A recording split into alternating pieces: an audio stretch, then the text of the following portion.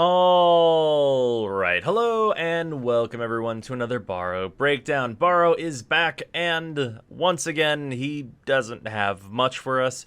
Obviously the devs are all working on Fortuna to get that out as soon as possible, so new items for Baro probably not on the top of the list for important things to do. That being said, we have the Harkonar Wraith chest armor, which is okay. Technically the first time it has seen a release on Baro, but is from a past event. And it's kind of neither here nor there. I'm not a huge fan of this chest armor.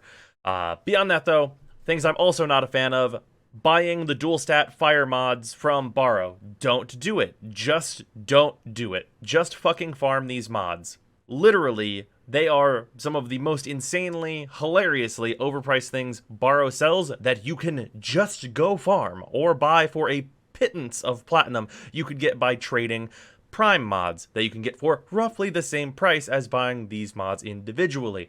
So with that, the Prime mods, Primed Quick Draw, Prime Pistol Ammo Mutation, in honesty, probably these aren't the Prime mods you're going to want to sell in order to purchase your dual stat fire mods, as these prime mods are not very good. Prime quick draw is like good for like making some weapons slightly more usable, but like you lose damage, and it depends on if you want the handling or the damage, and usually you want the damage. And it's 40k endo to invest into one mod that you're only going to use on maybe a couple of weapons total, so it's rough. Prime Pistol Ammo Mutation is better in that many people love their Daka with the Twin Gurkata, and this is quite useful if you would like to use that weapon as a primary, because you're going to need all the ammo you can get. So, useful for that, at least for Pistol Ammo Mutation. Beyond that, we have the Prism Ascona, which, for now, is a very solid single sword that has a good augment. That augment may be a saving grace in Melee 3.0, depending on how things go in terms of making this one of the more desirable melee weapons in the game. So, if you're looking to kind of hedge for the future, I would definitely suggest you pick up the Prism Ascona, and it's a good weapon anyway, and it's MR, so grab it kind of regardless. Then you have the Prisma Gorgon, and the Super Vandal is a weapon that exists and is significantly better and is an analog to the Prisma Gorgon. That being said, if you want to use a Gorgon, this is the Gorgon you want to be using. It's like a really solid crit machine gun. We have a lot of those. This is a solid one. You can use this if you love how the Gorgons look /sound /reload. So there's that. And then, of course, we have the Towson skin to go with that. Of course, it is applicable on the Prisma. And then beyond that, we just have a lot of cosmetics here that are kind of, like the EOS stuff, all that business for all your cosmetic needs. So, moving on to console. Console is also kind of, we're waiting for Fortuna, but you guys have the Desert Taxon skin, which is okay. It's like fine. It's a skin for Taxon. Lots of people use Taxon. Then you have Prime Charge Shell, which is the first appearance of this on console, so I definitely suggest you pick that up, as it's considerably more damage for most of the shotguns you're going to be using, and that's wholly unnecessary, but also hilarious. So grab that for sure. And then you have all of the impact mods.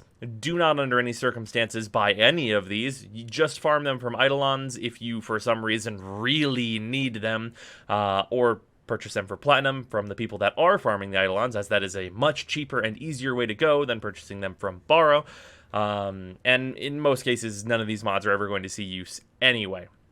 Things that are going to see, hopefully, a ton of use: the Super Vandal. Super Vandal with the augment, I'll say it once, I'll say it a million times. Super Vandal is an absolutely incredible weapon, generates energy, is a good weapon in general, fuck nullifiers, etc, etc, etc. Weapon's incredible, definitely pick it up. If you do not have the Super Vandal, you need that in your life.